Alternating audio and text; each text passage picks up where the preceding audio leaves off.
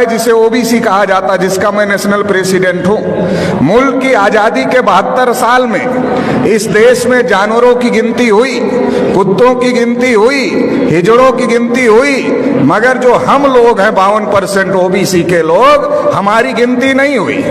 OBC के लोगों को ब्राह्मण हमेशा इस काम पे लगाता है कि इनको मुसलमानों से लड़ाई करने के काम पर लगाते रहो। जब ये मुसलमानों से लड़ाई करने के काम पर लगे रहेंगे तो ये अपने हक अधिकार की आवाज बुलंद नहीं करेंगे, और जब ये अपने हक अधिकार की आवाज बुलंद नहीं करेंगे तो इनके हक अधिकार पर ब्राह्मण कब्जा कर करके रखेगा। आजादी के 72 साल में हमारी गिनती हिंदू के नाम पर करते रहे और हमारे सारे हक अधिकार पर ब्राह्मणों ने कब्जा कर लिया।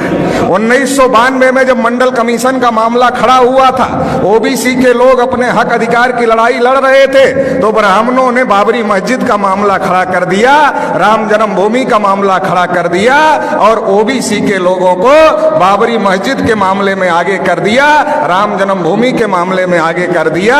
बाबरी मस्जिद गिरा दी गई। और जो ओबीसी की नौकरियां थी, जो 12 करोड़ नौकरियां ओबीसी को मिलने वाली थी, वो ओबीसी को नहीं मिली, उस पर ब्राह्मणों का आज भी कब्जा है। और मुसलमानों की मस्जिद चली गई, मतलब हमारी नौकरियां चली गई, आपकी मस्जिद चली गई, और रिजल्ट आया ब्राह्मणों के फेवर में, मंदिर बन गया। अभी मोदी जी अपने को ओबीसी कहते हैं, मगर उन्होंने ट्रस्ट घोषित किया, ट्रस्ट में एक भी ओबीसी के आदमी को मेंबर नहीं बनाए। जब मुसलमानों से लड़ना है तब हम हिंदू हैं, जब हम अपने हक अधिकार की बात करते हैं तब हम हिंदू नहीं हैं। मुसलमानों से लड़ाने के लिए हमको हिंदू बनाते हैं, और इस देश में हिंदू है कौन? ओबीसी के लोगों को ब्राह्मणों ने हजारों साल से शूद्र बनाकर रखा, पढ़ने लिखने के अधिकार से, धन संपत्ति रखने के अधिकार से, बोलने सुनने के अधिकार से, सभी अधिकार से वंचित करके रखा। लिखा मनुस्मृति में, अगर आंख से ज्ञान देख ले तो आंख में सूजा डाल देना चाहिए, उच्चारण करे तो जीभ काट लेना चाहिए, और अगर कान से ज्ञान का एक शब्द सुन ले तो कान में शीशा पिघलाकर डाल देना चाहिए, ये लिखा। शेड्यूल कास्ट के लोगों को अछूत बना के रखा, आदिवासियों को जंगल में रहने के लिए मजबूर किया, तो देश में हिंदू है कौन? ब्राह्मणों ने हमारे ऊपर इतने जुल्म ढाए, हमें अछूत बनाया, हमें शूद्र बनाया, हमें जंगलों में रहने के लिए मजबूर किया, तो हमारा धर्म और ब्राह्मण का धर्म एक नहीं हो सकता।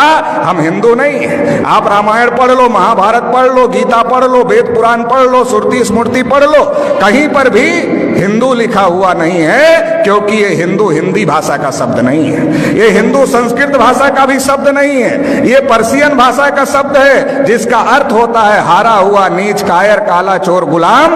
आज भी ब्राह्मण हमको गुलाम कहते हैं, हम गुलाम बनने के लिए तैयार नहीं हैं, और हम हिंदू नहीं हैं, तो फिर हम क्या हैं? हम इस देश के मूल निवासी हैं, और मूल निवासी कौन है? इस देश के शासक हैं, इस देश के राजा हैं। सम्राट अशोक का नाम आपने सुना होगा, अफगानिस्तान तक, रसिया के बॉर्डर तक सम्राट अशोक का राज था। हम लोग उस वंश के लोग हैं, इस बात को हम लोगों को समझने की जरूरत है। भारत के मुसलमान कोई अरब ईरान से आए हुए लोग नहीं हैं, हमारे डीएनए के भाई हैं, हमारे खून के भाई हैं। जब ब्राह्मणों ने हमारे बुजुर्गों पर जुल्म किया तो हमारे बुजुर्गों ने इंसाफ के मजहब को पसंद किया और इस्लाम को स्वीकार किया।